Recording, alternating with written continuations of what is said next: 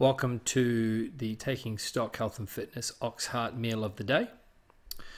So we're going to start here by cutting up 1/2 and just remove some of that white, yellowy sort of gristle fat area. It's a little bit harder to chew through as it gets cooking.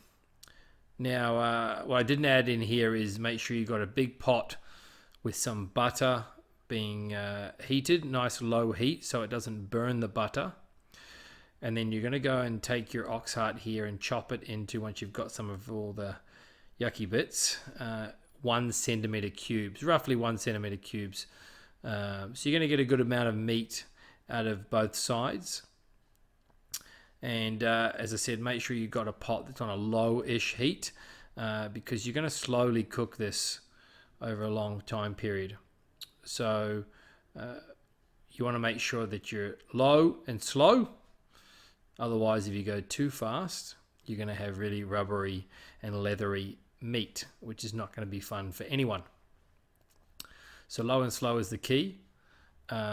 Make sure you've got a nice good lid as well, because as I said, you're going to cook it for about 2 to 4 hours, depending on what temperature you have and how many other ingredients you add in. You can add in anything from carrots, onions, potatoes, celery, anything stewy, anything soupy that's going to kind of work. And yep, pop all your ingredients into the pot there. My butter's already cooking. And now we're going to add some spices from there.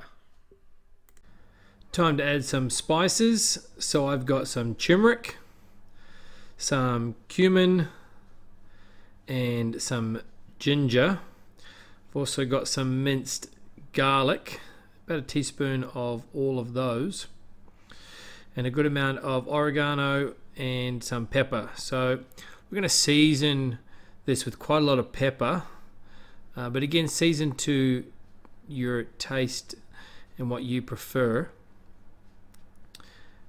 As I said, about a teaspoon of all those and a good whack of salt. I'm using Celtic sea salt, a really nice unbleached and unrefined salt, much healthier option than your normal table salt.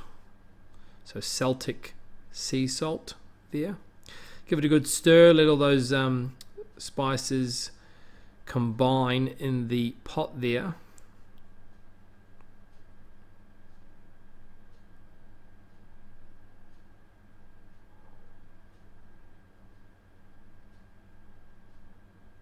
We're also going to add some paprika, 2 good teaspoons of paprika.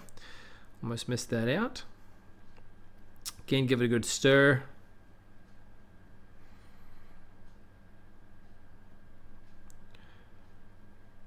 And now we're going to add some gravy. So 2 tablespoons of gravy mix into about a cup of water. So you've got some good amount of water in there to get the boil happening. Soften up that meat. Any gravy or stock mix would work fine. A beef stock mix or gravy mix that you prefer flavor wise. And now we're going to add some potatoes. About 2 or 3 potatoes, I think. Again, depending on how many you're feeding.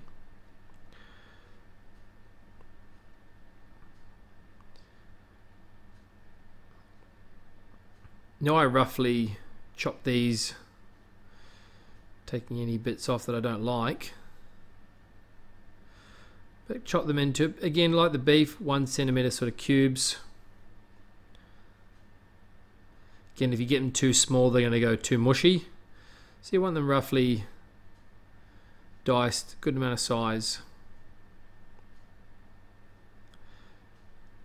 Obviously be careful of your fingers, don't be slicing any ends off and adding that to the mix, we don't want that. And we're going to pour some of that first potato in, and potato number 2. Again, you could use any vegetables you like. Celery, carrots, parsnips, pumpkin, sweet potato, whatever vegetables that you quite like in your casserole slash stew. Be adventurous, change up your flavour profiles. It's all about having a bit of fun. So we're going to let that stir and mix a little bit.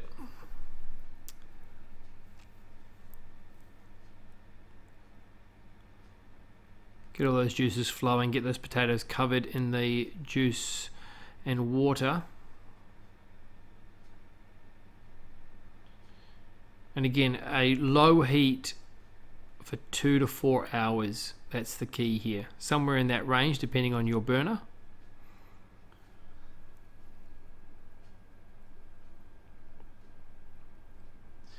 Top it up with a bit more water. It's a bit short. And then we're going to whack a lid on it. 2 to 4 hours. And there you have it. 4 hours of ox heart, potato and spices in some gravy. Serves 2 giant bowls. So that's me for 2 meals. Get into it. Tastes amazing.